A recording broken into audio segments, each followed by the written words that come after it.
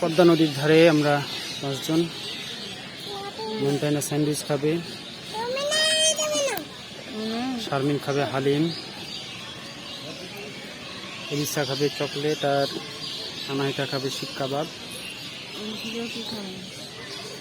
আর আমি কি খাবো এখনো ডিসিশন নিতে পারিনি।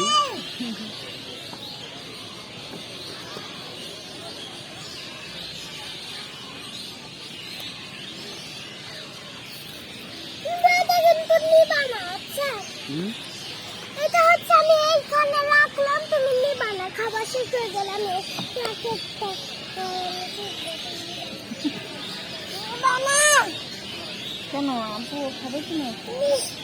খাও খাও, তুমি একাই অতগুলো খেতে পারবে না।